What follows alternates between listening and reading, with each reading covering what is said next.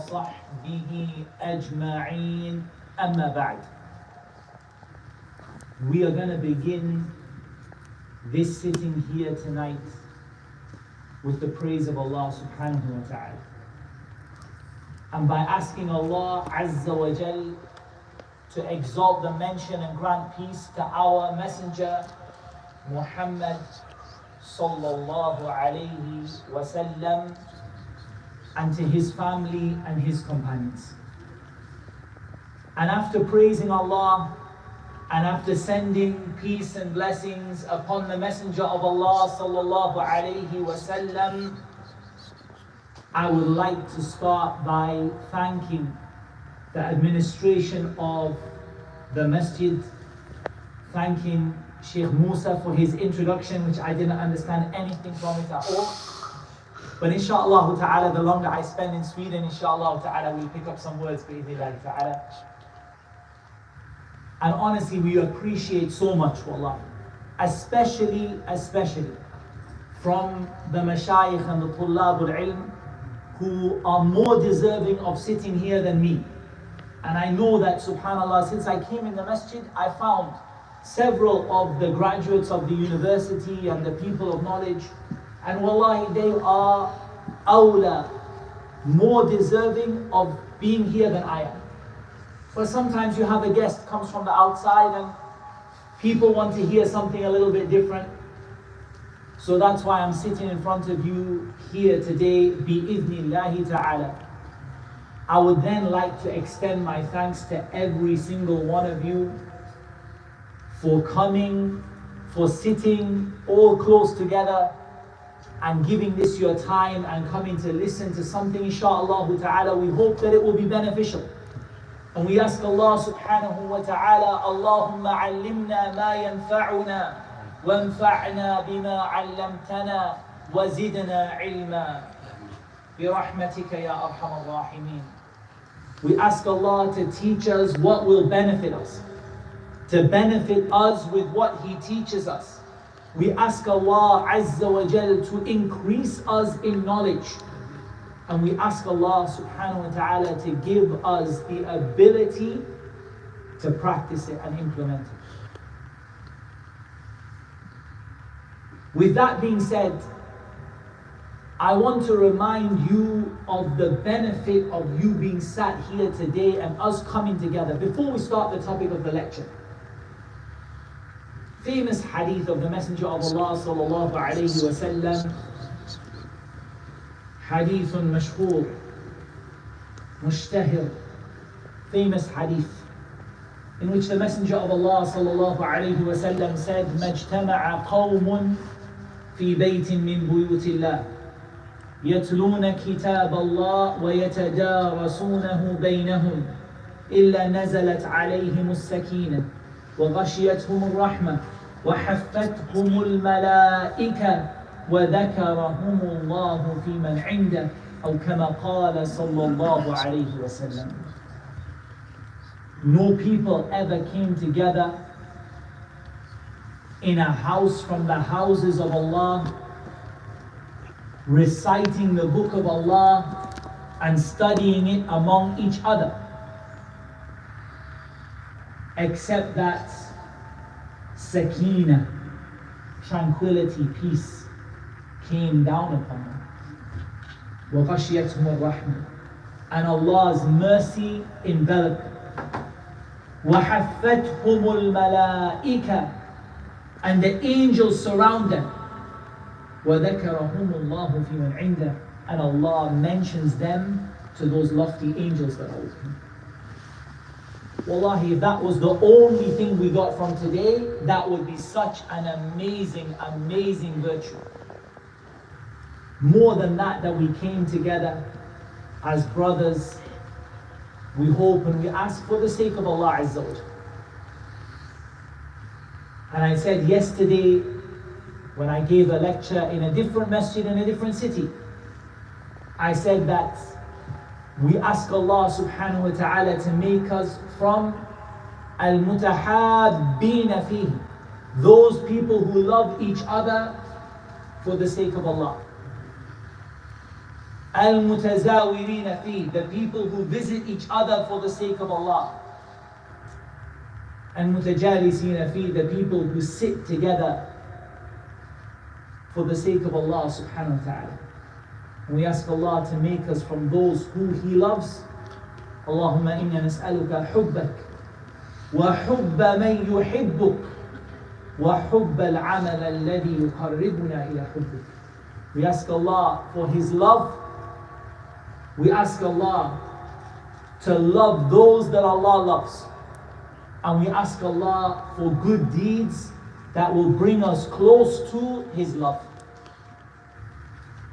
The topic for today, and we're joined by the students of Al-Madrasatul Umariyah, the institute in which I teach. They're joining us as far as I hope, inshaAllah ta'ala, online. And we're also hoping to have, I think, Sheikh Musa broadcasting on his online as well. It's right here.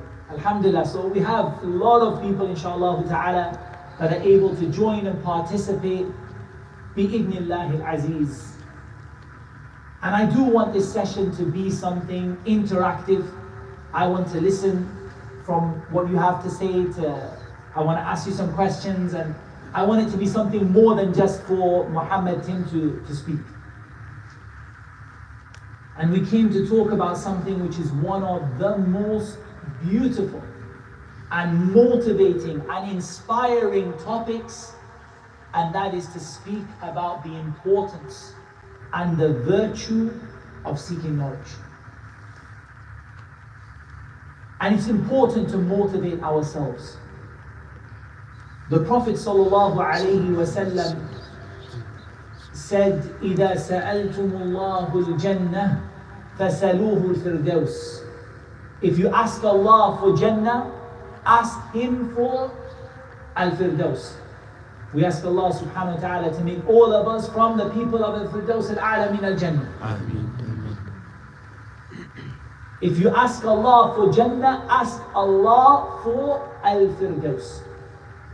One of the things that the scholars take from this is ulul himmah, high aspirations and motivation. Wanting to actually get out and do something and achieve the best that you can. And to keep yourself motivated and to have these high aspirations, it's so important to know the virtue of something. To know the fadl, the virtue, and to know the thamara. What am I going to get out of it? What's the fruit I expect from this particular action? When we know the virtue of something and the importance of something, we become motivated and we strive towards it. And that is why in the hadith of Abi Hurairah radiyallahu anhu, very famous hadith, all of us know it, in which the Messenger of Allah sallallahu alayhi wa sallam said, "Ihris ala ma yanfa'uka wasta'in billah wa la ta'jiz." Be keen for what will benefit you and seek the help of Allah, and don't feel helpless. This is a profound hadith, to be honest with you. Hadithun azim. It's a hadith that will change your life if you practice it properly. Ihris ala ma yanfa'uk. Be keen, be motivated for what will benefit you. But here's the question, how would I know what benefits me? These kind of lessons, these kind of lectures, these kind of talks, they teach us that there's something that is there to benefit me. مِمَّا يَنْفَعُنِي. From that which will benefit me, and so now I can have hirs for it. I can want it, I can crave it, I can go for it, I can strive for it, because I know it's from those things which are going to benefit me bi-idhnillahi ta'ala. And I know that I'm going to need the help of Allah. Ihris ala ma yanfa'uka wasta'in billah I'm going to need Allah to help me, because just knowing something is good, it's not going to be enough. وَلَا تَعْجِزْ. Don't feel helpless. Don't feel like there's no way for you to do it. And in reality, in the famous dua of the Prophet ﷺ, which gathers together all of the evil things that ruin your life in one dua that you ask Allah to save you from them. Allahumma inni a'udhu bika min al-hammi wal-hazan wal-ajzi wal-kasal wal-bukhli wal-jubn wa-dala'i ad-dayn wa ghalabati ar-rijal. O Allah, I seek refuge with you from al-ham. What is al-ham? You're thinking about the future, you're panicking over the future. Tomorrow I've got an exam, tomorrow something's going to happen. I'm worried about what's going to happen when I leave the masjid, when I get home tonight. This worry about the future, this is al-ham. And it's stopping you from achieving anything, because you're just panicking over what's going to happen. Wal-hazan fima mada. You are grieving, you're hung up, you're caught up in the past. I tried before, it didn't work, this happened to me, I can't get over it. Wal-ajzi wal-kasal. You've got what? Al-ajz. You can't do something. You don't have the ability. You are helpless, you're stuck. Wal-kasal. Or you're just too lazy. Because there's only two reasons you can't do something. إِمَّا أَن تَكُونَ عَاجِزًا. Either you just can't, either you don't have the ability to do it. For example, I cannot just get up now and transport myself to England in 1 minute. I'm ajiz. لا أستطيع. I can't do it. But sometimes you can do something, except the problem is laziness. You can do it, it's in front of you, but you just can't get there. And stinginess and cowardice, not brave enough to do something, or not generous enough to do something, or to be burdened by a debt that you can't pay, or to be overpowered by men. They said this hadith, it gathers all the things that can go wrong in your life, and Allah saves you from all of them. Because if you're saved from worrying about the future and grieving over the past, and you're saved from being helpless, and you're saved from being lazy, and you're saved from being stingy, and you're saved from being a coward, you don't have a debt you can't pay back, and nobody is bullying you and pressuring you and beating you up, فأنت في السعادة. You're happy. Now your life is going well, and you have a chance to really get what benefits you. All of this, my brothers, what I'm telling you is, why are we sitting here today to talk about the importance and the virtue of seeking knowledge in Islam? To motivate us, so we want to get it. We don't feel helpless. We don't feel like we can't do it. We know we're going to need Allah's help. We know it's a long road, but we want to do it, and we don't have anything to stop us. And so we try and we seek Allah's help, and we don't feel like we are helpless. That being said, now we have an idea why we're here. Let us get into the topic itself. I'm going to start with a really simple question. Every single one of you has to know it. You can't not know it. If you don't know it, this is a big problem. Why did Allah create us? That's my question. Who can give me the answer? Don't worry, don't say I'm scared because I don't know English and I feel scared to say things. Everyone is saying this since the last 2 days.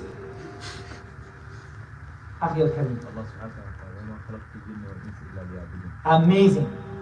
Our brother, Jazahullahu Khairan, he didn't just give us the answer, he also gave us the daleel as well. And that's better than the answer. وَمَا خَلَقْتُ الْجِنَّ وَالْإِنسَ إِلَّا لِيَعْبُدُونَ Surah Al-Dariyat. I did not create the jinn or the men, Allah says, except to worship me, to worship Allah alone. That is why we are here. Every one of you should have had your hand up for that question. Because if you don't know that, this is a big problem. I mean, you knew, but everyone is a little bit shy, that's okay. We are here to worship Allah Azza wa Jal alone. But my dear brothers, that's not the only thing that Allah told us that we're here for. Don't get me wrong, it's completely the right answer. But there is another aspect which is mentioned elsewhere in the Quran, and there's an important rule, which I'm sure you will have heard before, that we have to take all of the ayat and ahadith together as a whole. We can't take one and then ignore the others. أَفَتُؤْمِنُونَ بِبَعْضِ الْكِتَابِ وَتَكْفُرُونَ بِبَعْضِ. So we've got to take all of it together. And as we're going to see, there is no contradiction at all. In fact, it's the exact same thing. And I'm going to ask you how, so keep this in your mind. We've heard the ayah which our brother gave us here. وَمَا خَلَقْتُ الْجِنَّ وَالْإِنسَ إِلَّا لِيَعْبُدُونَ. Now we're going to go to another ayah. This ayah is the last ayah in Surah Al-Talaq.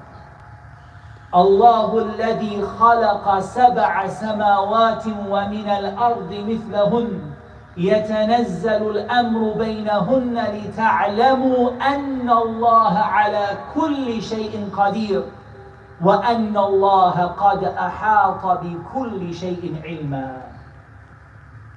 Allah, the one who created the seven heavens and the earth like them. His command goes between them, and between the heavens and the earth. كل يوم هو في شأن. Every day He's giving life, causing death, creating, destroying. So the command is going between. لِتَعْلَمُوا, so that you may know. Al-lam here is lam at-ta'lim, the reason for it. What's the illah? Why did Allah create the heavens and the earth and everything that is in it? لِتَعْلَمُوا, for you to know, for you to have knowledge. أَنَّ اللَّهَ عَلَى كُلِّ شَيْءٍ قَدِيرٌ, that Allah is able to do everything. وَأَنَّ اللَّهَ قَدْ أَحَاطَ بِكُلِّ شَيْءٍ عِلْمًا, and Allah has encompassed everything with His knowledge. Summarize the ayah. The universe was created for you to know Allah. That's what the ayah says, right? Allah who created the seven heavens, the earth's alike of them, His command goes between them so that you may know that Allah is able to do all things, and Allah has encompassed everything with His knowledge. Therefore, the entire universe was brought into existence for you to know Allah.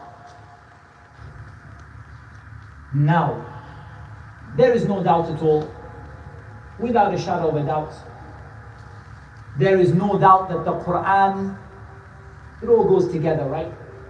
It doesn't contradict itself. So now we need to bring these two ayat together.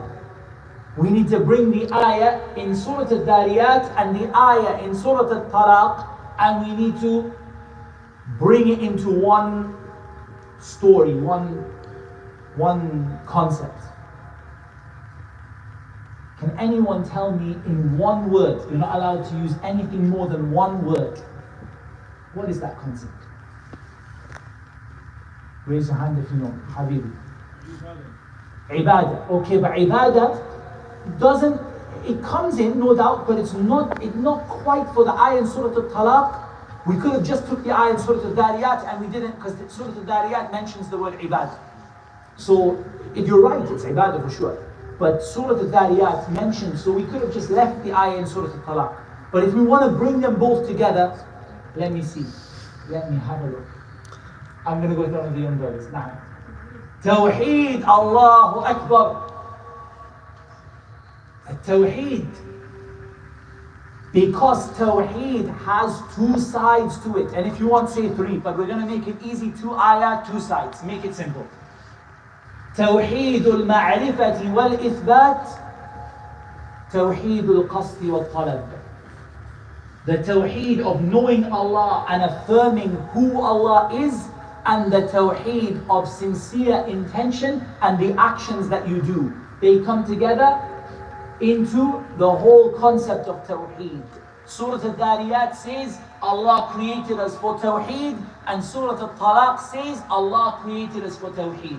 Surah Al-Talaq tells us Tawheed al-Ma'rifati wal-Ithbat, and Surah Al-Dhariyat tells us Tawheed al-Ibadah, or Tawheed al-Uluhiyyah, or Tawheed al-Ilahiyyah, or Tawheed al-Qasdi wal-Talab, and whatever other names that it has, no problem. All of the names that it has. Okay, now we have to go a step further. It's called Tawheed, and we got two halves, and that's good. But now we need something more. We need to know how this jigsaw puzzle fits together. How do these two pieces work as a single whole? And it doesn't matter if we said three, if we said Ar-Rububiyyah, Wal-Uluhiyyah, Wal-Asma' Wal-Sifat, it's the same thing, the same ayat, it's the same thing. How does this jigsaw puzzle fit together? When you know Allah, what has to happen? What is a must? If you know Allah properly, you know His names and His attributes and His actions, there is no way that you could worship anyone other than Allah. What's the dalil? Alhamdulillahi Rabbil Alameen, Ar-Rahman Ar-Rahim, Maliki Yawmiddin, Iyyaka na'budu wa Iyyaka nasta'in. All praise is to Allah, Lord of the worlds. That's who Allah is, Ar-Rabb, Al-Ilah, Al-Ma'bud, the Lord, the one who has the attributes of divinity, the one who is deserving of worship. Ar-Rahman Ar-Rahim, the most merciful, the bestower of mercy. Maliki Yawmiddin, the sovereign of the day of recompense, the owner of the day of recompense. Because of that, you have no choice. Because there is no one else who is Maliki Yawmiddin, and there is no one else who is Rabbul Alameen, and there is no one else who is Ar-Rahman Ar-Rahim, so there is no one else that you will worship. Iyyaka na'budu wa Iyyaka nasta'in. If you know Allah, Haqq al-Ma'rifah, as Allah truly deserves to be known, you really know Allah properly, there is no way that you will worship anyone except Him. If someone said that they worshipped Isa, and subhanallah, someone said that they worshipped Isa ibn Maryam, Jesus son of Mary, Jesus Christ, and you wanted to explain to them why it's wrong with just the ayat in Surah Al-Fatiha, ask them the question, do you believe that Isa, that Jesus is Rabbul Alameen, the Lord of the heavens and the earth, and that He's the creator and the sustainer and the one that controls all of the affairs? They will say, no, we don't believe that. Do you believe that He is the one that bestows mercy, that has infinite mercy, that the affair on the day of judgment will be decided by Him? Do you believe He is the one that will judge you Yawm al-Qiyamah? They will say, we don't believe that. Then if you don't believe that He has the attributes of the Lord, the sustainer, the creator, even if you don't believe He has some of them, you believe maybe He has some of them but not all of them. If you don't believe He has all the attributes of the Lord and the actions of the Lord, you cannot worship it, or you can't worship Him. So this, my dear brothers and sisters, it tells us that when we know Allah properly, there is no way and no option except to worship Him. And if you just look, and we're not going to take too long on it, but if you look at the ayat that speak about idol worship, so many times these ayat, they use this way of evidence. Do you worship besides Allah? مَا لَا يَنْفَعُكُمْ وَلَا يَضُرُّكُمْ. It doesn't benefit you anything, and it doesn't harm you anything. Do you worship مَا لَا يَسْمَعُ, that which doesn't hear? It doesn't see anything. لا يغني عنك شيئا. It doesn't benefit you anything. So if we know Allah properly, by default we have to worship Him. And if we worship Allah, go the other way now. If we worship Allah, Surah Al-Dhariyat, وَمَا خَلَقْتُ الْجِنَّ وَالْإِنسَ إِلَّا لِيَعْبُدُونَ, that means, that entails, that includes knowing Him. Because knowing Allah is an act of worship. And you can't worship something you don't know. You said, someone said to you today outside in the street, who do you worship? You said Allah. They said, who is Allah? Sif lana rabbak. Describe to me who is your Lord. Like Quraysh said to the Prophet Muhammad sallallahu alaihi wasallam. In some of came in the sabab nuzul, the reason for Qul huwa Allahu ahad, Surah Al-Ikhlas. They said, describe your Lord to us. Tell us, who is this Lord that you're telling us about, this Rabb? Who is He? And you said, I don't know. They won't believe you. They say, how can you worship what you don't, you're worshipping something you don't even know what you're worshipping? Instead, you will say, قُلْ هُوَ اللَّهُ أَحَدٌ اللَّهُ الصَّمَدُ لَمْ يَلِدْ وَلَمْ يُولَدْ وَلَمْ يَكُنْ لَهُ كُفُوًا أَحَدٌ. You describe Allah. And that's worship, it is built upon that. And that's why, which two surahs are the two sisters that go together in this? Surah Al-Kafirun and Surah Al-Ikhlas. Two sisters. Surah Al-Kafirun is about worship Allah alone. So Surah Al-Kafirun is an explanation of the ayah in Surah Al-Dhariyat. وَمَا خَلَقْتُ الْجِنَّ وَالْإِنسَ إِلَّا لِيَعْبُدُونَ قُلْ يَا أَيُّهَا الْكَافِرُونَ لَا أَعْبُدُ مَا تَعْبُدُونَ. Say, O disbelievers, I do not worship what you worship. Here, it's more fa'idah. Isn't it true that the disbelievers also worship Allah? So how is the ayah in Surah Al-Kafirun? Commit shirk. Brilliant, mashallah, amazing answer. So one of the ulama, ajabu bi ajwiba, they gave different answers for it, but one of the answers is exactly what the brother said. They said, I don't worship what you worship, you worship others besides Allah, but I worship Allah Azza wa Jal alone. وَمَا قَدَرُ اللَّهَ حَقَّ قَدَرِ. They didn't give Allah what He truly deserves. And the ayah, the surah which explains the ayah at the end of Surah Al-Talaq, قُلْ هُوَ اللَّهُ أَحَدٌ اللَّهُ الصَّمَدُ لَمْ يَلِدْ وَلَمْ يُولَدْ وَلَمْ يَكُنْ لَهُ كُفُوًا أَحَدٌ. Surah Al-Ikhlas is about who Allah is, knowing Allah, and Surah Al-Kafirun about worshipping Him. And which two surahs the Prophet ﷺ read before Fajr? Al-Kafirun, Al-Ikhlas. After Maghrib, Al-Kafirun, Al-Ikhlas. In the Maqam Ibrahim, Al-Kafirun, Al-Ikhlas. Always together, they're going together because these two, in the witr also. Surah Al-Kafirun, Surah Ikhlas. All of it for what? So that you join between these two things. This is the first thing we want to talk about, the importance of knowledge. Our first point is, knowledge is what enables you to worship Allah. And you are here on this earth, as you rightly said, for ibadah. That's why you're here, to worship Allah. What facilitates for you to worship Allah, what enables you to worship Allah, is knowledge. Without knowledge, you won't be able to worship Allah. And from the evidences for this, more than once in the Quran, Allah said about the disbelievers, وَمَا قَدَرُوا اللَّهَ حَقَّ قَدْرِهِ. They didn't give Allah a true, just appraisal. They didn't think about Allah as He deserves to be thought of. They didn't know Allah properly, so they didn't worship Allah properly. The more we know Allah, the better our worship will be. Our worship is built on knowing Allah, and knowing Allah is a type of worship. Because what is worship? اسم جامع لكل ما يحبه الله ويرضاه من الأقوال والأعمال الظاهرة والباطنة. It is a comprehensive word It's a big word. It's not a small, it's not like one thing. It's many things. For everything that Allah loves and is pleased with. Pleased with, what does it mean? Yardah here means a shara'a, a shara'aha lana.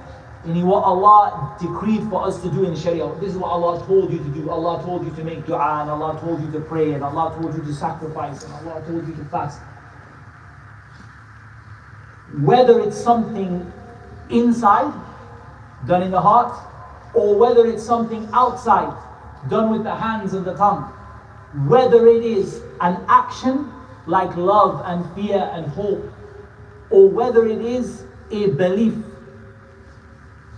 like believing that Allah subhanahu wa ta'ala is able to do all things. And whether it is a statement with the tongue or an action with the limbs. A statement like saying Ashhadu an la ilaha illallah, or an action like giving charity or going to Umrah and the likes of that. All of that is worship. And you can't do any of it without knowledge. And that is why that knowledge itself is an act of worship. And that is why Allah Azza wa Jal commanded the Messenger sallallahu alayhi wa sallam, فَاعْلَمْ أَنَّهُ لَا إِلَهَ إِلَّا اللَّهُ وَاسْتَغْفِرْ لِذَنْبِكَ. Know that there is no God worthy of worship except Allah, and then seek forgiveness for your sins and the sins of the believing men and the believing women. So what did we understand from this? Knowledge. Imam al-Bukhari, he brought this ayah in after the chapter title in his Sahih. Because Bukhari is a book of hadith, right? But sometimes he brings a benefit in the title of the chapter. He brought it in the title of the chapter that knowledge comes before statements and actions. Before you say anything, before you do anything, فَاعْلَمْ, have knowledge. Get knowledge first and then do it second. Continuing on the theme of Surah Al-Fatiha. Because Surah Al-Fatiha is a summary of the whole Quran. That's why it's called Al-Kitab, Al-Quran. Because it is a complete summary of the whole Quran. Where is seeking knowledge mentioned in Surah Al-Fatiha?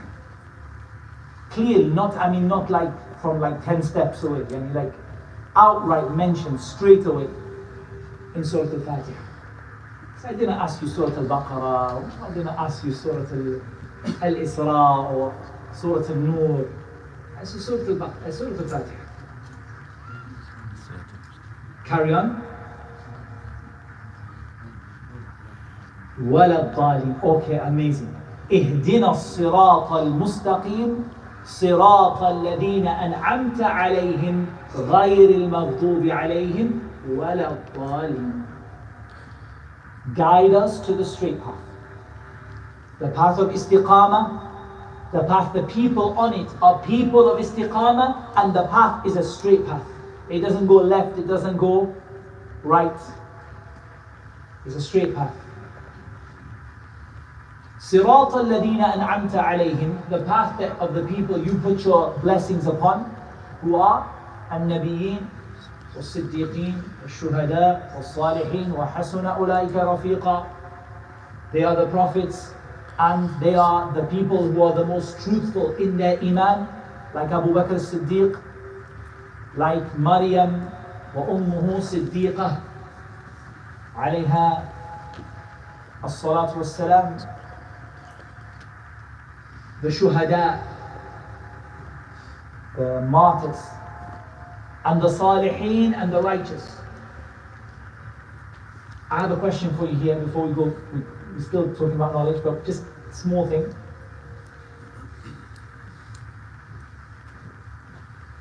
We can't guarantee that we are among those people, right? That's I think easy for everyone to understand. Like neither you or me has a guarantee that we are لا صديقين ولا شهداء ولا صالحين. We don't have that. فلا تزكوا أنفسكم وأعلم بمن اتقى. Don't declare yourself to be pure. Allah knows better which of you really are people of taqwa. But there are a group of people that we have a guarantee for outside of the Prophets. Alayhim as-salatu was-salam. Who are those people? The Sahaba. أولئك الذين هدى الله فبهداه مقتدي. These are the people Allah guided. What did Allah say in the ayah before? فَإِيَكْفُرْ بِهَا هَؤُلَاء فَقَدْ وَكَّلْنَا بِهَا قَوْمًا لَيْسُوا بِهَا بِكَافِرِينَ. If these other people disbelieve, we have chosen to take this Quran, a people, not a prophet, a qawm, a whole people, they are not disbelievers in it. أُولَٰئِكَ الَّذِينَ هَدَى اللَّهِ. They are the people that Allah guided. رَضِيَ اللَّهُ عَنْهُمْ وَرَضُوا عَنْهُ. Allah is pleased with them and they are pleased with Him. فَإِنْ آمَنُوا بِمِثْلِ مَا آمَنْتُمْ بِهِ فَقَدِ اهْتَدَوْا وَإِنْ تَوَلَّوْا فَإِنَّمَا هُمْ فِي شِقَاقٍ. If the new people to Islam believe like you people, Sahaba, not آمَنْتَ يَا أَيُّهَا النَّبِي, آمَنْتُمْ يَا أَيُّهَا الصَّحَابَةِ. If the new people believe as the Sahaba believe, they are guided. And if they turn away, they are opposing the Prophet sallallahu alaihi wasallam. وَمَنْ يُشَاقِقِ الرَّسُولِ مِنْ بَعْدِ مَا تَبَيَّنَ لَهُ الْهُدَى وَيَتَّبِعْ غَيْرَ سَبِيلِ الْمُؤْمِنِينَ نُوَلِّهِ مَا تَوَلَّى وَنُصْلِهِ جَهَنَّمَ وَسَاءَتْ مَصِيرًا. Whoever opposes the messenger and follows a way other than the way of the believers, we will entrust him to what he chose and we're going to put him in Jahannam. And what a terrible destination. Who were the believers when this ayah came down? The Sahaba. وَكُلًّا وَعَدَ اللَّهُ الْحُسْنَى. All of them Allah promised paradise.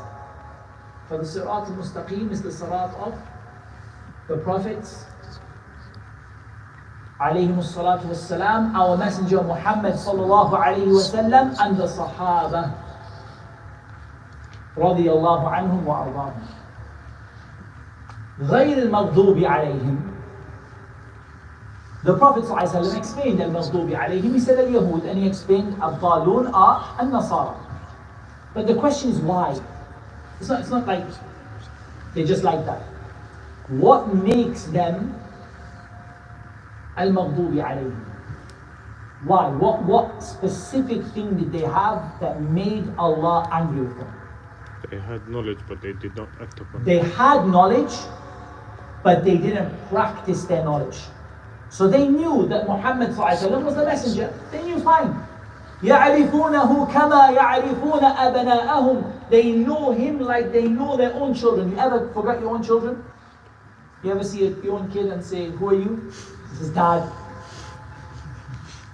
You're like, oh, Allah Akbar, you're my child. Never. They know the Prophet like sallallahu alaihi wasallam, like they knew their own children. Like they knew their own kids.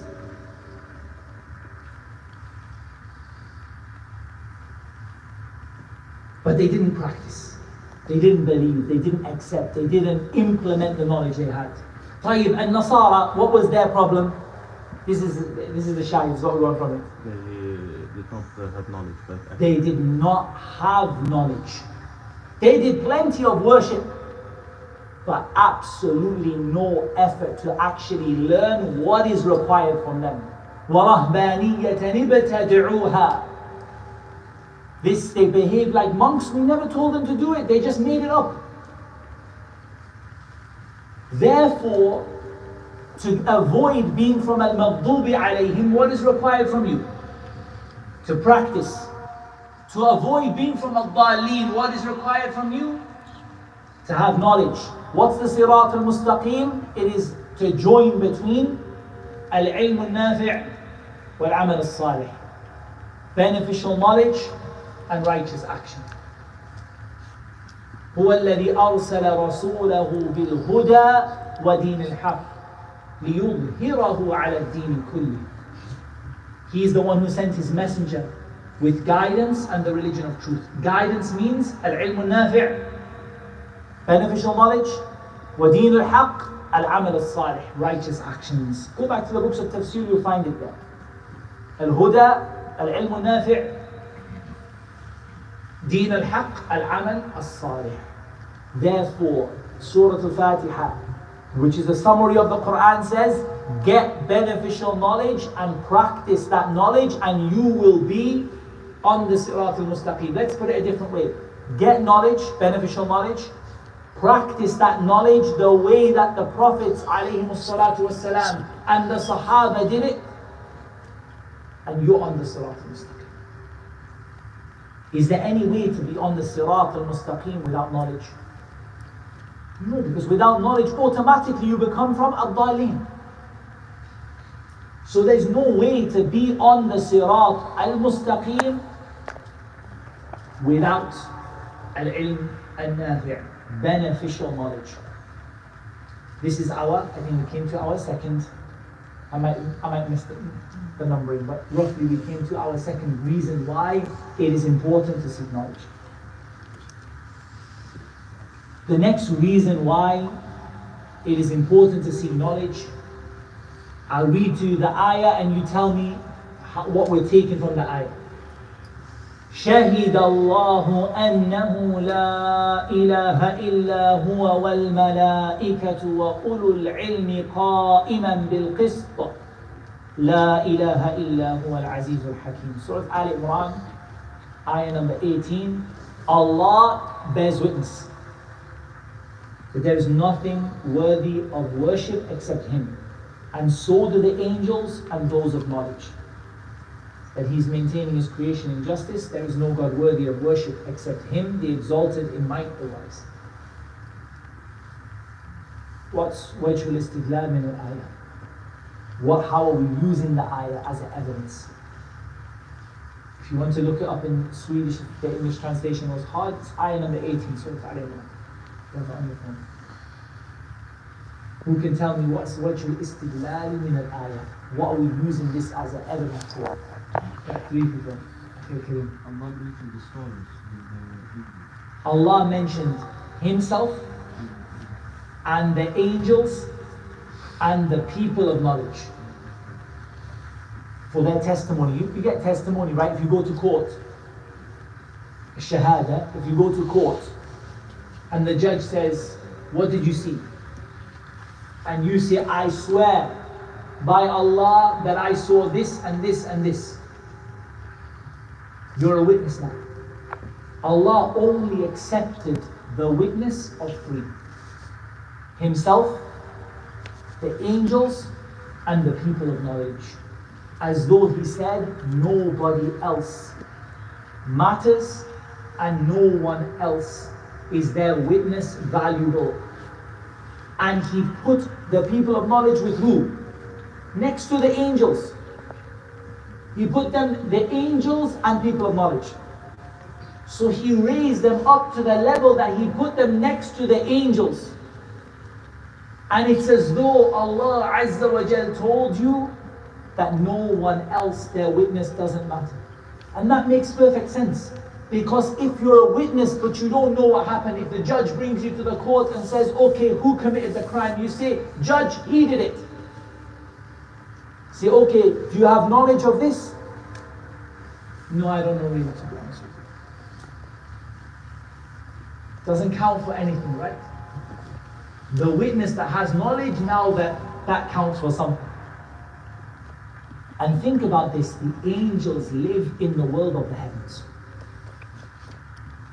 And they live in that world of the unseen. And they see from the signs of Allah that which we don't see. What the virtue of the scholars here is, الَّذِينَ يُؤْمِنُونَ بِالْغَيْبِ. They haven't seen Allah, and they haven't seen the angels, and they haven't seen Jannah, and they haven't seen the hellfire, but their witness is accepted by Allah because of the knowledge they have. And this is a profound thing. For Allah to raise those people up with the angels because they're people of knowledge. And it's not the only thing that raises them up. Allah Azza wa Jal, He said, يا أيها الذين آمنوا إذا قيل لكم تفسحوا في المجالس فافسحوا يفسح الله لكم وإذا قيل انشزوا فانشزوا يرفع الله الذين آمنوا منكم والذين أوتوا العلم درجات والله بما تعملون خبير. Or you who believe, when you're told to make space in the gathering, we're all packed in together, make some space, then make space. Allah will make space for you. And when you're told to get up and stand up and arise, then stand up. Allah will raise the people who believe, and Allah will raise the people who were given knowledge many levels. So Allah is going to put them above everyone else, darajat. Here though, I want you to think about something. What is the reason for them being raised up darajat? Who's got any idea? Why? What's the reason why the people of knowledge get raised up darajat? So a few reasons. I want you to tell me. So it's important. Because they know Allah best. They know Allah best. Amazing. And they're fulfilling their purpose better than other people. Fantastic. What else? They have more knowledge of good deeds to do.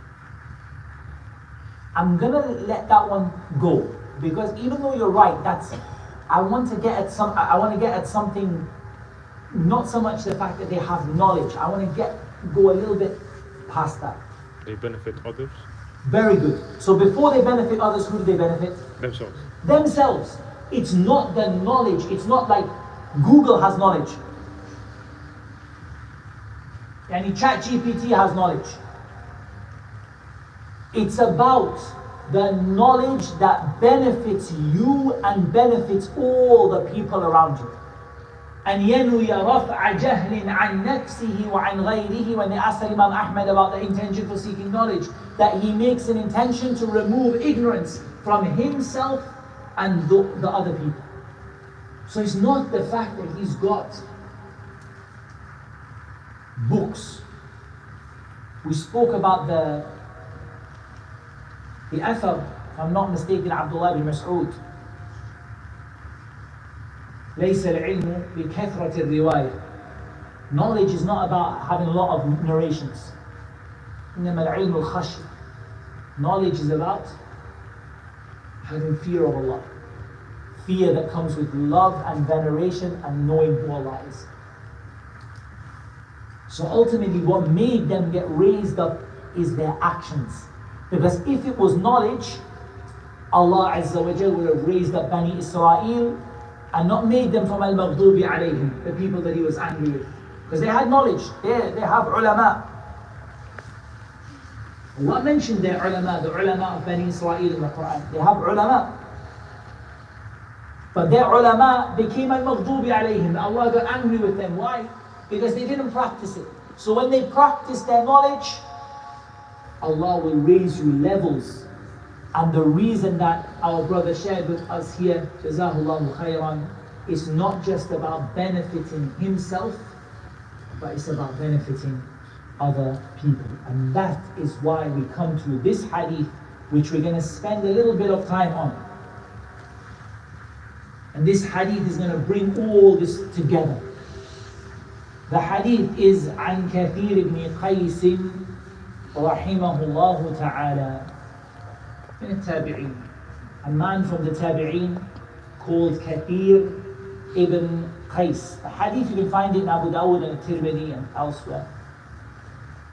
This man from the tabi'een, Kathir ibn Qais, he said, كنت جالسا مع أبي الدرداء في مسجد دمشق. فجاءه رجل. He said, I was sitting with Abu Darda. Abu Darda, who is the Sahabi of the Prophet ﷺ, the companion of the Prophet ﷺ. He said, I was sitting with Abu Darda in the masjid in Damascus. And a man came. فقال يا أبا الدرداء إني جئتك من مدينة الرسول صلى الله عليه وسلم لحديث بلغني أنك تحدثه عن رسول الله صلى الله عليه وسلم ما جئت لحاجة. He said, O Abu Darda, I came all the way from Medina to Damascus to listen to one hadith that I heard that you are the one that narrates it from the Messenger of Allah sallallahu alaihi wasallam. He traveled, subhanAllah, look at this, al-rihla fi talib al-hadith. Look how far he traveled. He traveled all the way from Medina to Damascus, not for a book, for one hadith. In some of the riwayat, Abu Darda asks him, did you come for something else? Maybe you came for a business transaction and on the side you came to see me. Until he said, مَا جِئْتُ لِحَاجَةٍ, I didn't come for anything else. Not for marriage, not for business, not for anything. I just came all this way for just you to tell me this hadith. Abu Darda let him in past the test. If you said maybe you came for business, I would have not given it. Or if you said you came for visiting your relatives or something else, but you told me you came all the way for one hadith, I'm going to give you a hadith. سمعت رسول الله صلى الله عليه وسلم يقول, he said, فإني سمعت رسول الله صلى الله عليه وسلم يقول, he said, I heard the Messenger of Allah صلى الله عليه وسلم say, من سلك طريقا يطلب فيه علما سلك الله به طريقا من طرق الجنة. He said, whoever sets out on a path to seek knowledge, يطلب فيه علما. In some of the narrations it mentions يلتمس فيه علما, and he's looking for a little bit of knowledge here and there. He came to get hold of some knowledge. Allah will take him on a path from the path to Jannah. And in some of the narrations it mentions سهل الله له به طريقا إلى الجنة. Allah will make his path to Jannah easy. And I have a little challenge, or a little, I guess, a benefit, something to think about. I personally, and Allah Azza wa Jalla knows best, I don't know if this is true, I have not come across another hadith which mentions that Jannah will be easy other than this hadith. There may be. If there are, there are not many. Just personally, I have not yet come across that I can think of any hadith which mentions Jannah being easy. Normally, what does it mention? Jannah is surrounded by al-makari, hardships. Ala inna sil'at Allahi ghaliya. Jannah is hard, Jannah is expensive, Jannah has difficulties in getting to it. But the hadith, Jannah is sahla, easy. Easy to go to Jannah. Easy and Jannah don't come a lot of times in the same sentence. Only for the one who goes out to, just say for the alim, just goes out from his house trying to get Islamic knowledge. Doesn't mention that he's a alim, that he's a great scholar, hafid al-Quran, hafid al-ahadith, and he's got all of it. He just went out. He didn't do anything. He just opened his door and started walking to try to get some knowledge, to go to a shaykh, to go to a teacher, to go to the masjid.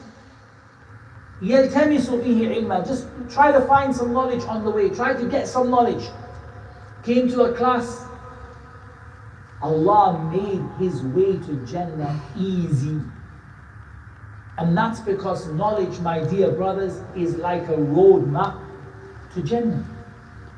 It's like somebody gave you a map and said, this is exactly the road to Jannah. Because without knowledge, you don't know. There are so many other paths. وَأَنَّ هَذَا صِرَاطِي مُسْتَقِيمًا فَاتَّبِعُوهُ وَلَا تَتَّبِعُوا السُّبُلَ فَتَفَرَّقَ بِكُمْ عَنْ سَبِيلِهِ. This is my straight path, follow it. Don't follow the other paths, they're going to take you away from my path. So, a person, there's so many paths. Shaitan is calling, you know the hadith, the Prophet ﷺ, he drew a straight line and he drew all these other lines and he said, this is Allah's straight path, وَأَنَّ هَذَا صِرَاطِ مُسْتَقِيمًا فَاتَّبِعُوهُ وَلَا تَتَّبِعُوا السُّبُلَ. And then he said, these are the other paths.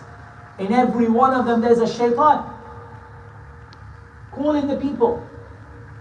Knowledge is what tells you, okay, Jannah is this way. Today, Jannah is there. Next step, Jannah is there. Next step, go that way. Knowledge tells you the easy way to Jannah. Otherwise, you're wasting your time. You're like a guy trying to find the location and you don't have the GPS. You're driving around and around and around and the shaitan keeps telling you it's over there, and then he's laughing at you. Instead of seeing this fool over here, I sent him the wrong way. Then you came and you said to someone else, sorry, I'm looking for Jannah, which way is it? It's over there. Wasting your time going around and around and around. But if you had that knowledge of Islam, you would know exactly which step to take, exactly which place to go. Even if you were not doing it, you still know it. And even if you were struggling, not practicing everything you should, but still you knew, like someone says to you, how do I get Jannah? Like this. So you know where it is. Like that famous hadith of the man who killed 99 men. Who did he go to first? Went to an abid, went to a worshipper. And he said to him, I've killed 99 people. Is there any chance? And he said, no chance for you. Yalla, make 100. Just kill him. Well, if you're going to kill 99, kill 100. What's the difference? Until he went to an alim, a person of knowledge. The person of knowledge, of course there's a chance. Repent, turn to Allah and go to a different city, get out of your friends because your friends are making this problem for you, and Jannah is in that other city, just head over there. Subhanallah, the alim straight away, he knew. The other guy got himself killed. He got himself killed because he didn't have any ilm. He was a worshipper, he knew to pray and everything. He was good at praying and everything, but he didn't have ilm. He didn't know how to actually tell this man to make tawbah. The alim said, of course, Jannah for you, just that city over there. Head over there, you'll find your way to Jannah. Okay, no need to kill the man now, let's go. While he's on the way, he dies, and Allah moves the earth for him. Allah moves the earth for him so that he can go to Jannah. All of it because of Allah, and then an alim who knew the answer of which way Jannah is. This is the benefit of that knowledge. Continuing with the hadith of Abi Darda. وَإِنَّ الْمَلَائِكَةَ لَتَضَعُ أَجْنِحَتَهَا رِضًا لِطَالِبِ الْعِلْمِ. The angels lower their wings out of pleasure for the student of knowledge. Could you imagine that? We don't see that. That's hidden from us. But every time you pass by an angel, the angel would put his wings down out of pleasure, out of respect for what it is that you're doing. And if the angels think it's a good idea, I think we can safely say that it's a good idea, right? The angels are pleased with you. The angels, and again, it doesn't even mention alim. He's not a scholar yet. He's just actively learning. He's sitting down trying to learn some knowledge, trying to get some knowledge of Islam. And the angels, when they see him, they put their wings down. This is someone who's doing the right thing. وَإِنَّ الْعَالِمَ لَيَسْتَغْفِرُ لَهُ مَنْ فِي السَّمَاوَاتِ وَمَنْ فِي الْأَرْضِ وَالْحِيتَانُ فِي جَوْفِ الْمَاءِ. In some narrations here it mentions Talib al-Ilm. If I'm not mistaken, in Ibn Majah or in At-Tirmidhi, it's there with the narration of the Talib al-Ilm. Like in the most common narrations mention the alim, the scholar now. Now we're into he sought knowledge until he became a person of knowledge. And scholar, we're not talking about al-mujtahid, and we don't need to talk about who the scholar is. We're talking about he was a student, and now he became a person of knowledge. Everything in the heavens and the earth asks Allah to forgive him. Could you imagine that? A fish in the sea. You know how many fish there are in the sea? The fish, one by one, the fish are saying, Allah forgive this person, Allah forgive this person. The birds, how many birds are there in the sky? The birds are like, Allah forgive this person, Allah forgive this person. Everything in the heavens and the earth, even the fish in the sea, are asking Allah to forgive them. And in some narrations it mentions the talib al-ilm. Everything in the heavens and the earth, even the fish in the bottom of the sea. وَإِنَّ فَضْلَ الْعَالِمِ عَلَى الْعَابِدِ كَفَضْلِ الْقَمَرِ لَيْلَةَ الْبَدْرِ عَلَى سَائِرِ الْكَوَاكِبِ. The virtue of the scholar over the worshipper. Here I want you to pay attention to something very important. We're not comparing a scholar to a regular Muslim, and we're not comparing a scholar to a fasiq or a disobedient person. And we're not comparing the scholar to a kafir. We're comparing a scholar to the best of the people that worship Allah. The people he prays all tahajjud all night. He doesn't sleep. He fasts in the day. He gives sadaqah. He does all those things. He's a abid. He left the dunya behind. He gave all his money for the sake of Allah. The scholar is so much better than him. It's like comparing the full moon to the tiny dot of the stars. If that's the difference between the scholar and the worshipper, what do you think about the difference between the scholar and the fasiq who is doing haram and living a haram lifestyle? Why is it? Because the worshipper is like the pin in the star, because whatever he does, how much tahajjud, how much prayer, how much fasting, he only benefits himself. Even sadaqah, he benefits the person he gives it to, but no one else is doing it. But subhanallah, a person of knowledge might say a word. He doesn't think about it. He doesn't reflect about it or think about it. And that word might reach 1,000 people, or 10,000 people, or 100,000 people. And they start to practice that particular thing because of what that person said. You're giving out light to other people. But here there's an important point, and I want you to really think about it very carefully. You do want to give out light to other people. You want to be someone who inspires and helps other people. But you don't want to be the example of the candle. Be like the moon, not like the candle. Why? Because what happens to the candle when it gives out light? It burns itself. It burns itself. Candle gives out light, but it burns itself. And that's the example of the scholar who doesn't practice the knowledge they have. They're giving out light to people. People are listening to their lessons and starting to pray and starting to do all kinds of good things, but that person is just burning themselves. Nasallahu alayhi.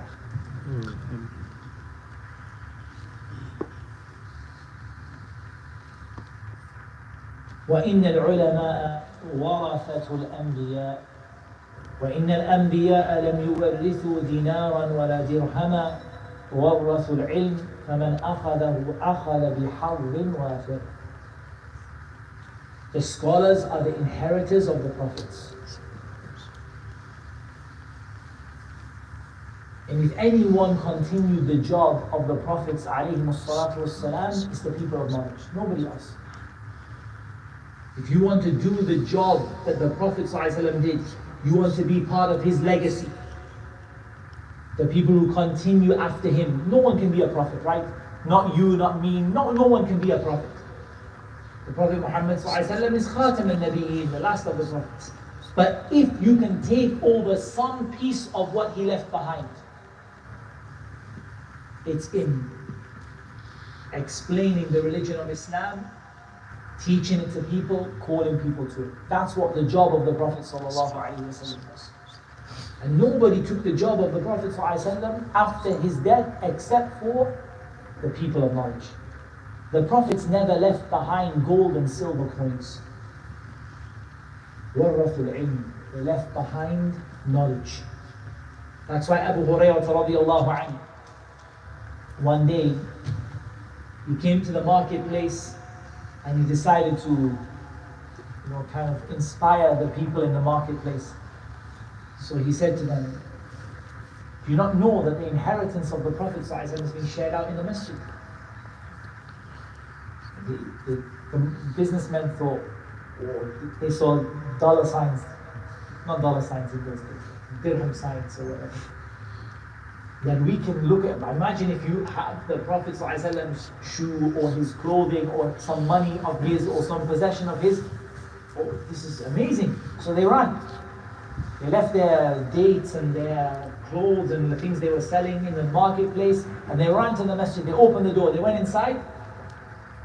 Nobody's giving out anything. There's some halaqat al-ilm, tahfir al-Quran, fiqh.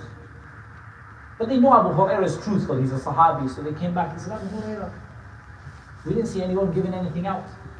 He said, what did you see? He said, we saw like people, this guy's memorizing Quran and this guy's teaching fiqh and there's some people learning. He said, that's the inheritance of the Prophet. That's what the Prophet left behind. So if you take it, you have taken a huge portion of good. You know that we don't use the word lucky. I don't like the word lucky. It's not a good word, but I want you to understand the word have. That's like fortunate. That's maybe the best word. If you want to be fortunate, that's how you do it. Not by this idea of lucky, but if you want to be fortunate, if you want to be a person of good fortune, take the inheritance of the Prophet sallallahu alaihi wasallam. The statement of Allah Azza wa Jalla, وَمِنَ النَّاسِ وَالدَّوَابِّ وَالْأَنْعَامِ مُخْتَلِفٌ أَلْوَانُهُ كَذَلِكَ إِنَّمَا يَخْشَى اللَّهَ مِنْ عِبَادِهِ الْعُلَمَاءُ إِنَّ اللَّهَ عَزِيزٌ غَفُورٌ. And similarly, among people and moving creatures and grazing livestock are people of different colors. Any human beings have different colors? Sahih? When Allah created Adam from the different parts of the earth. So the earth, you have earth that is like as white as, like lime. And you have earth that is like al-harra, it's dark, volcanic rock. And you have red color sand, and you have yellow color sand, and you have all these different things. So Allah Azza wa Jal created Adam from all of that. So Adam's children came out with all the colors of the earth. And likewise your animals and your livestock. And then Allah said, the only people who have khashya of Allah among His servants are the people of knowledge. No one else. Why is that? Because khashya is not khawf. Khawf is fear. And you could have a regular abid who's scared of Allah. You could have who's he's got khawf, yakhaf. But you can't have one that has khashya. Because khashya, it is al-khawf ma'al ilmi wa ta'zim. It's fear that comes with knowledge and veneration.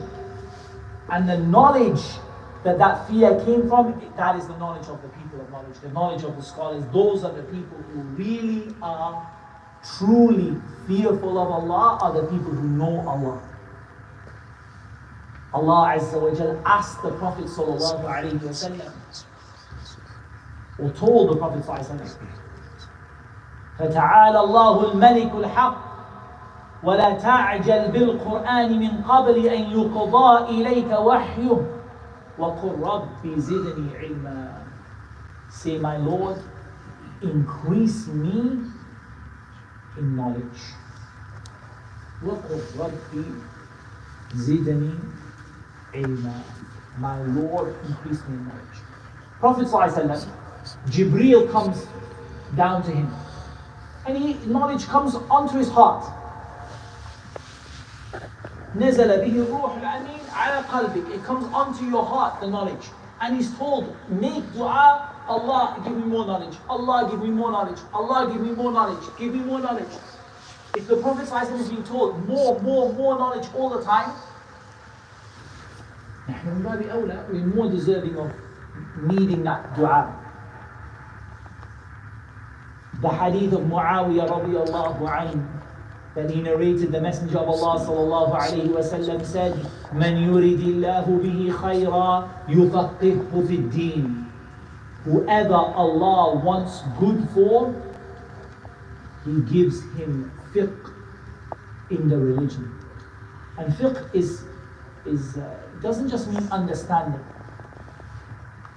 It means al-fahm al-daqiq, precise, detailed, in-depth understanding.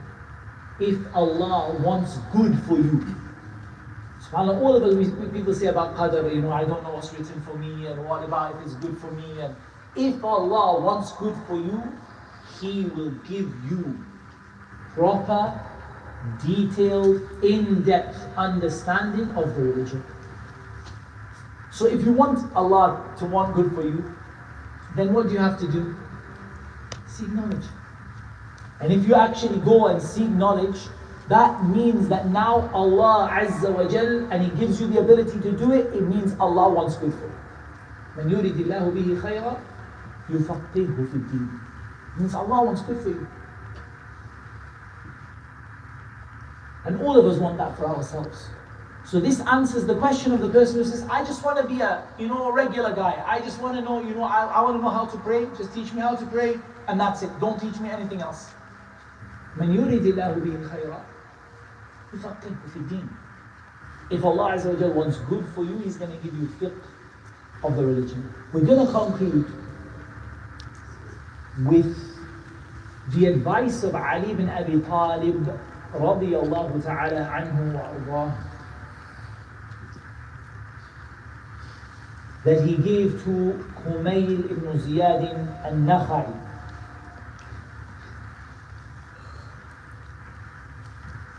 And what he said, he talked to him about why you should seek knowledge. In a long advice that he gave, he said, Ya Kumayl ibn Ziyad. He said, O Kumayl ibn Ziyad, إن هذه القلوب أوعية فخيرها أوعاها فاحفظ عني ما أقول لك. He said, O Kumayl ibn Ziyad, the heart is, these hearts of ours, they are a vessel, and they're like, a container that you can store things in. The best of them are the one that holds the most knowledge. So memorize what I'm going to say to you. This is the advice of who? Ali ibn Abi Talib radiyallahu anhu. He's telling a man that the best hearts are the ones that hold the most. They got the most space inside of them. So memorize what I'm going to say to you. الناس ثلاثة فعالم رباني ومتعلم على سبيل نجاه وهمج رعاه أتباع كل نائق. He said there are 3 types of people. My brothers, listen to this, it's important. 3 types of people. There's no 4th type. There's only 3 types of people. A nurturing scholar and a proper scholar, alim, rabbani, not just an alim, and an alim who makes tarbiyah, looks after and nurtures and builds up the students, gives them the easy things, then the difficult things, and takes care of their akhlaq and everything, and a proper, great scholar. That's one. So if we're not from that, the second one is متعلم على سبيل نجاة. A person who's studying on the path to being saved. A student who is on the path to being saved. He's not a scholar yet, but he's a student. He's learning and he's on the right path. The third are the rabble. And in the rabble, it means hamaj. It's like, you know, the mosquitoes, the flies, like that.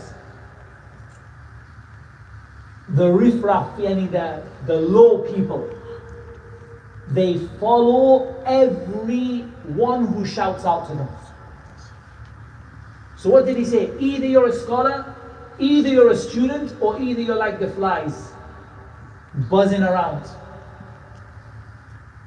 Look at that. He didn't bring anyone else. He didn't bring scholar, student, good Muslim, not so good Muslim. You're a scholar, you're a student, or you're rubbish. It's the statement of Ali ibn Abi Talib. You're either a scholar, you're either a student, or you're either like these riff-raff people. And what did he say about them? أَتْبَاعُ كُلِّ نَائِقٍ. And wallahi, what he said is completely true. They are people who are, everyone who shouts out to them, they go that way. Someone makes a video on YouTube, doesn't they go that way. Someone else says it's wrong, they go the other way. Someone else says, the person doesn't have any مَا لَهَا مِنْ قَرَارٍ.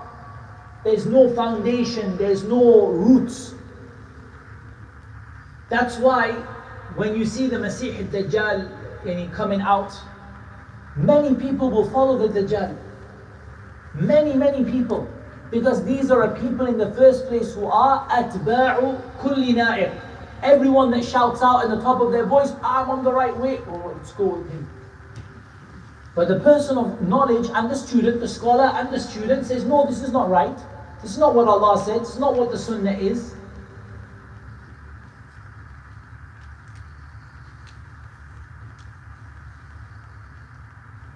He said, Ali ibn Abi Talib, مَعَ كُلِّ رِيحٍ يَمِيلُونَ. Every way the wind blows, they're blown with it. And if you don't have knowledge, every way that the wind blows, you fall that way. Then the wind blows the other way, you fall the other way. Because you don't have the knowledge. لم يستضيئوا بنور العلم ولم يلجأوا إلى ركن وثيق. They haven't been given the brightness of knowledge. What did Allah subhanahu wa ta'ala say?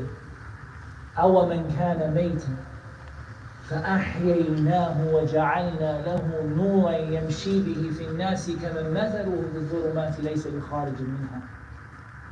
How about the one who was dead and we brought him back to life and we gave him a light to walk among the people?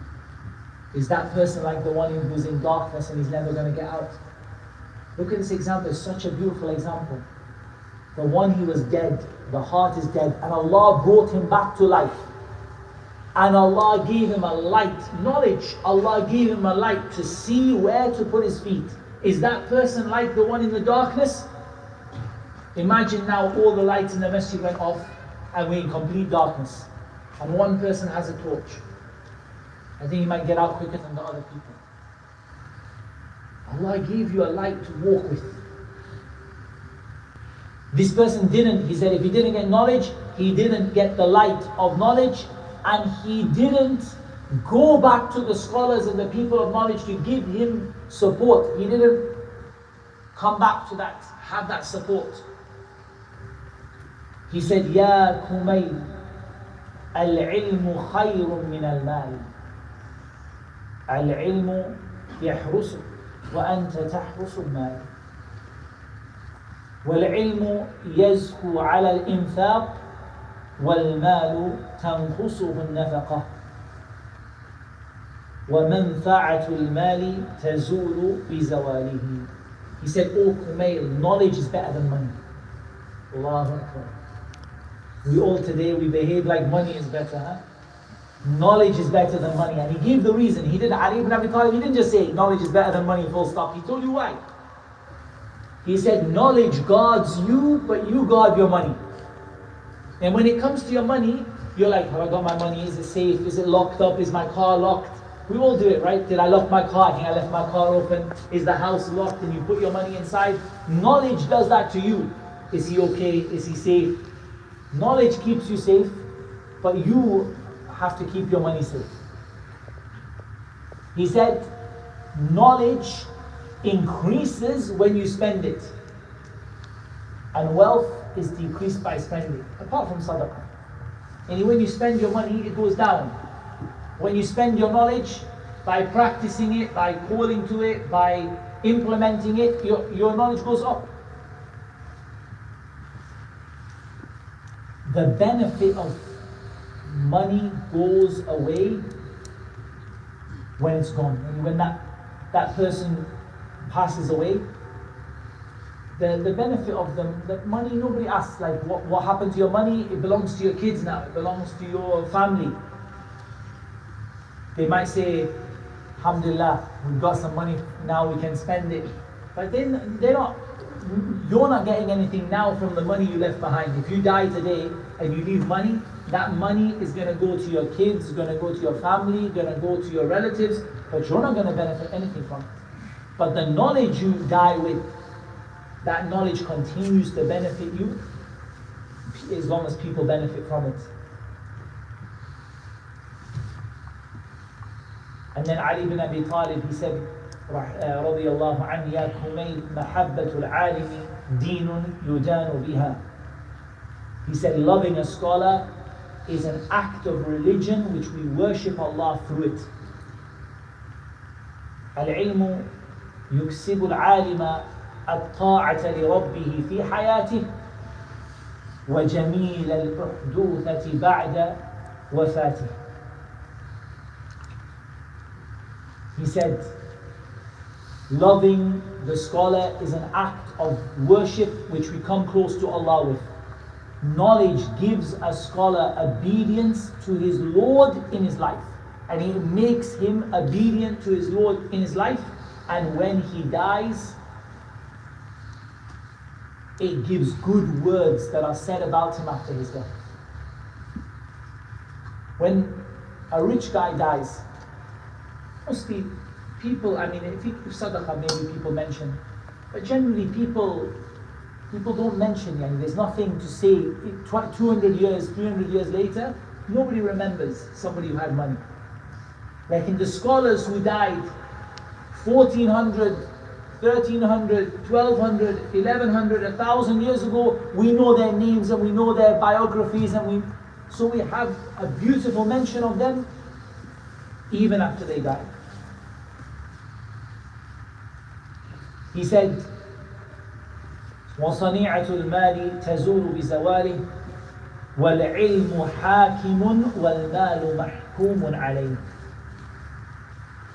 He said, the good of wealth disappears when the money's gone. And when your money's gone, the good of it is gone. And then he said something amazing. He said, knowledge is a judge and wealth is judged over. Is wealth a judge? It's not, right?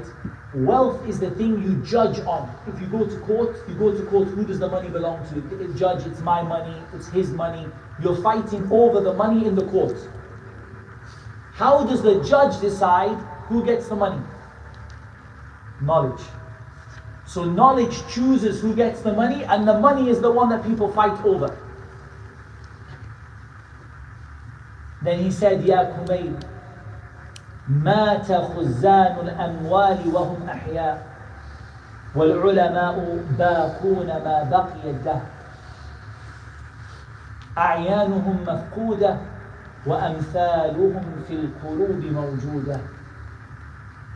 He said, O Kumayl, the people who gathered wealth are dead even though they're still alive.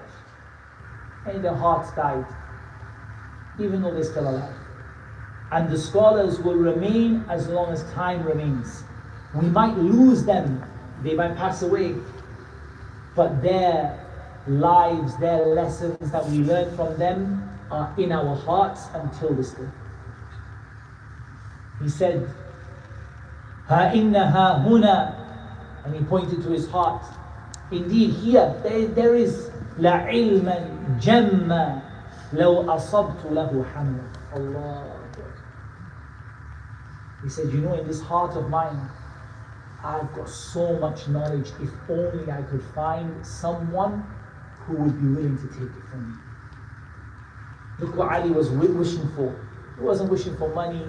He said, I just wish that I would have some students who I could give this knowledge to.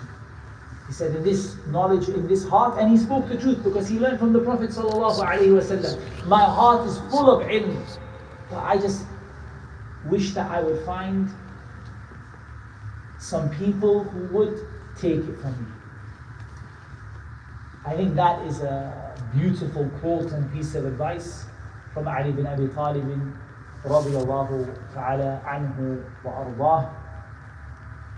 And I don't want to take too long, and you guys have been sitting for a long time and it's hard. So I think that is a good place for us to come back to the beginning and go back to the hadith of the Messenger sallallahu alayhi wa sallam. احرص على ما ينفعك واستعن بالله ولا تعجز. Be keen for what will benefit you. If we've learned today that knowledge is important, we've learned today that knowledge is going to benefit you. We've learned that knowledge is going to keep you safe by Allah's permission. We've learned that knowledge is going to raise your rank. We've learned that knowledge, inshaAllah ta'ala, is going to make your way to Jannah easy. We've learned that knowledge is the Sirat al-Mustaqim. We've learned that knowledge means that you really fear Allah. You've learned that knowledge will bring you up next to the angels. We've learned that knowledge is a sign that Allah wants good for you. We've learned that knowledge guards you and keeps you safe and increases, and knowledge keeps your memory in the hearts long after you've gone. We've learned all of these things and more. احرص على ما ينفعك. So now go and be keen for what will benefit you. If you think this is going to benefit you, don't say it. Don't go out of this room and then say that I can't do it. واستعن بالله. Ask Allah to help you. ولا تعجز, and don't say I can't do it. Because there'll be people who walk out of this room and while they were here they're like, yeah, that's it, knowledge, I'm going to do it, Bismillah, and then they walk out and the feeling is gone. But there'll be people, bi'idhnillahi ta'ala, even if it's one or even if it's two, and there's people already studying this a lot here, making some new people who might come out from this gathering and say, you know, I think that sounds like who I want to be. But here I want you to be careful. Me and you. We don't want to get this knowledge for the sake of the people. This knowledge, when you seek it for the sake of the people, and now, the fire is like. This knowledge for the sake of Allah. Not so that people will say you're an alim, or people will say that you are you are someone who's got a lot of qari or a sheikh, or you get famous, whatever. Ma'adallah. We ask Allah to keep us safe. That's not what we want. We want to do what? To make ourselves right, make our actions right, and help other people to do the same. That's it. And يَنْوِي رَفْعَ جَهْلٍ عَنْ نَفْسِهِ وَعَنْ غَيْرِهِ. Like the group that came from the Wafd of Abdul Qais that came to the Messenger of Allah sallallahu alayhi wa sallam. They asked the Prophet sallallahu alayhi wa sallam to tell us a comprehensive command. نُخْبِرُ بِهِ مَنْ وَرَاءَنَا وَنَدْخُلُ بِهِ الْجَنَّةِ. We can tell the people behind us and our people, we go back to our people and tell them, and we can go to Jannah. That's exactly the intention for knowledge. نُخْبِرُ بِهِ مَنْ وَرَاءَنَا وَنَدْخُلُ بِهِ الْجَنَّةِ. That's exactly the niyyah for knowledge. I want to go and tell my brothers, my sisters who are left at home, who are far away. I want to go, when I go back, I want to go back and tell them, and I want to go to Jannah. Not to be famous, not to have someone say something about you, but for you to be someone who gets Jannah easily and someone who helps other people to do the same. With this, there is one last point that I need to mention very quickly, because it's not the topic of the lecture, but if we don't mention it, the benefit won't really come to you. And that is, a person says, how? Like, okay, you sold the idea. Muhammad Tim, you sold me on it. I want to be a person of knowledge now. Yalla, okay, what's the next step? I'm going to explain the next step in a very, very simple, basic way, without the full discussion, because that is another lecture for another day, for another night, for another time. But I just want to give you a summary of it. The first thing that you're going to do is begin where you are. Don't worry about traveling to the other side of the world just yet. Benefit from what is here with you. You have here in Stockholm, in Sweden, you have mashayikh and tullab al-ilm, many of them graduates from different universities and programs, and huffaz of the Quran, and teachers. You have a very large number, a good number. Start here.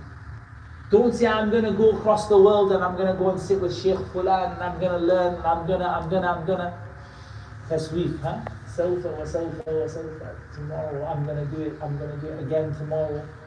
I can hear today you have with you mashayikh, tullab ilm, graduates, teachers.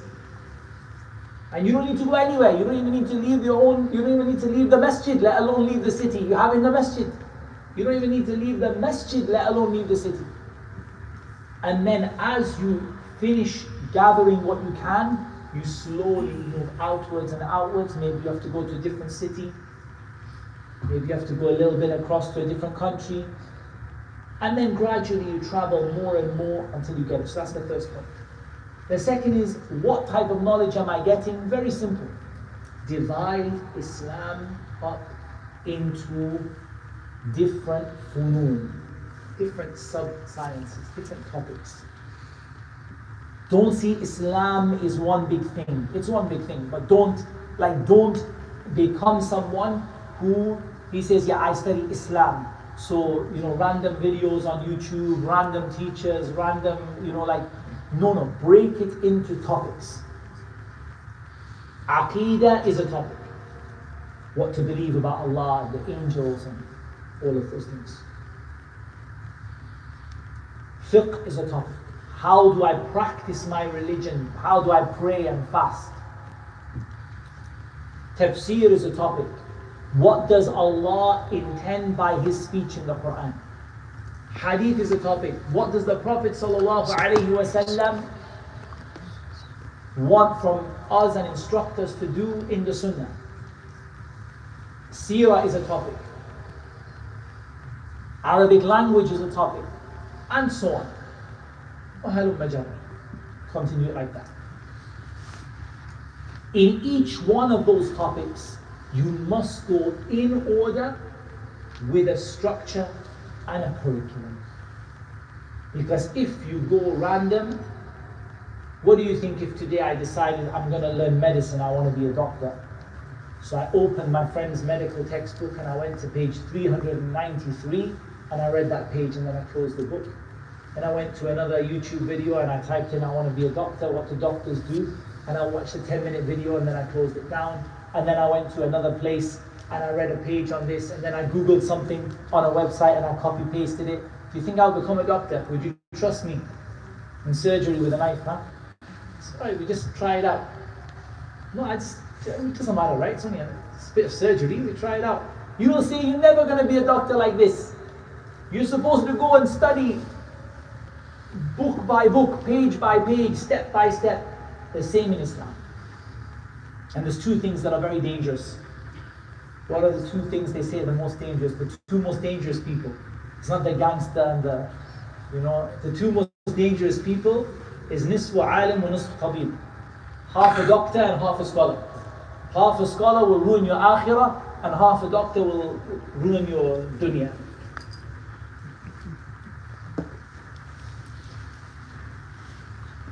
So you're gonna go step by step and page by page and book by book in a curriculum.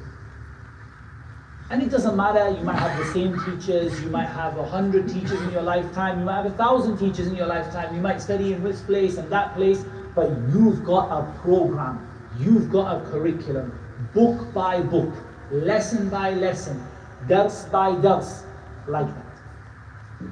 If you want an idea of one, you can type into Google AMAU prospectus, which is the institute I teach with, and it's downloadable. You can just download it. It's a PDF that gives our curriculum. It's not the only curriculum. It's just our suggested curriculum that we follow for the students.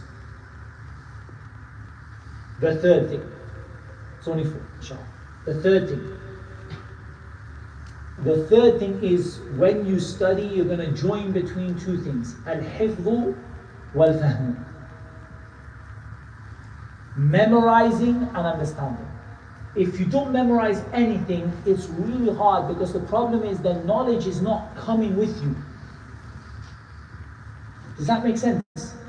آيات بينات في صدور الذين أوتوا العلم. It's in the hearts of the people. The ayat of Allah are in the heart, not in the mushaf. The mushaf is there just to help you. The ayat of Allah are in the hearts of the people of knowledge. And some of them used to say the only knowledge that is truly beneficial is the one that you take to the bathroom. What does it mean, the one you take to the toilet? Because you don't take your Islamic books to the toilet, right? You leave them outside. You don't open your Islamic lessons inside the toilet. So which knowledge goes in with you? The one that you memorized in your heart. That's the one that wherever you are, whenever you're there, you've got the answer. You can't memorize everything, but you just remember, your teacher helps you to memorize what you need to know at each stage, starting with the Quran. And then you have to understand it. When you are very young, our very young brothers and sisters, may Allah bless them, the young kids, we put a lot of pressure on you to memorize. Because your memory is like a sponge. You've got a very good memory, you memorize everything, and you don't need to do so much study now. You're still young, you're still little. So we push you to memorize. Quran, hadith, poetry, everything. Just go more, load it in. Because the hard drive is empty now. The memory stick is empty, it's got a lot of space, and it's very fast memory. So we load all of it in. As you get older, we start to explain it. As for us, people who are older than you, it's the opposite way. Because the memory is very slow, the hard drive is kind of full, it's not working properly, it needs a format, it's a bit broken. And also, we need to understand today. You can't understand tomorrow, you have to understand today. So we give a lot of explanations and a little bit of memory, we build you up. Slowly, we build up your memory. The fourth and the final thing is that you learn this knowledge from someone who is qualified to teach it, and someone who's going to not just teach it, but is going to nurture you, help you, guide you along the way. Someone who's going to look at you and say, you need this, and do this, and go here, and help you along the way. And honestly, it's like, if you don't have a teacher, you can get knowledge. It's not impossible to get knowledge without a teacher. But it's really hard. You're making it so hard for yourself. You're going up and down and running around and trying to figure things out for yourself. Thinking your teacher has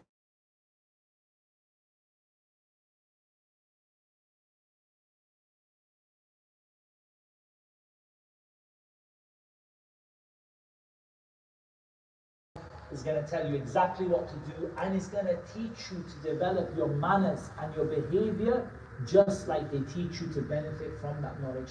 I said 4, I'm going to put one last one, and this is the very last one.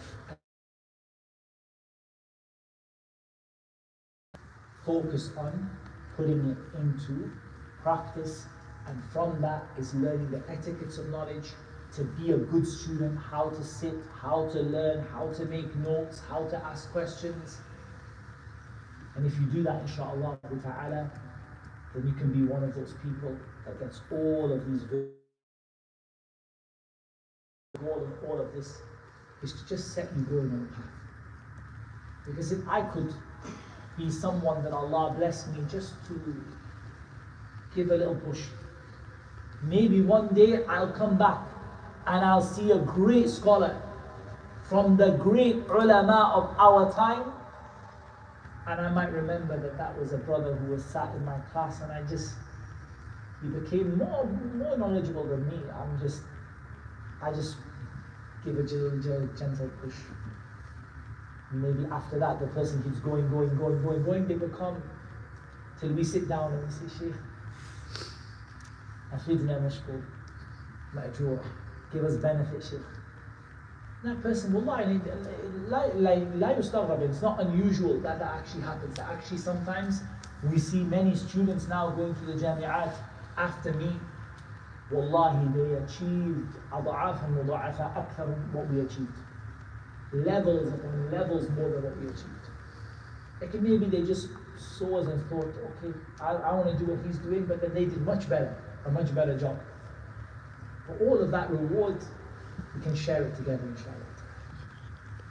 Okay, that is what Allah Azza wa Jalla made easy for me to mention. Allah Azza wa Jalla knows best. Wassalatu wassalamu ala nabiyyina Muhammad wa ala alihi wa sahbihi ajma'in. I want to take some questions, inshallah ta'ala, just for, I think maybe 10 minutes, 15 minutes. I don't want to keep you guys all night, and I've also been traveling as well. But I just want to give you a chance to ask if you don't have questions and you do want to make your way out, just then make your way a little bit quietly so it doesn't disturb the questions, inshallah. I don't know if we have a way to get questions from the sisters here in the masjid. Do they have like a code or a thing or something? If they do, then let me know. If not, we apologize that it was my fault. I should have made one for them.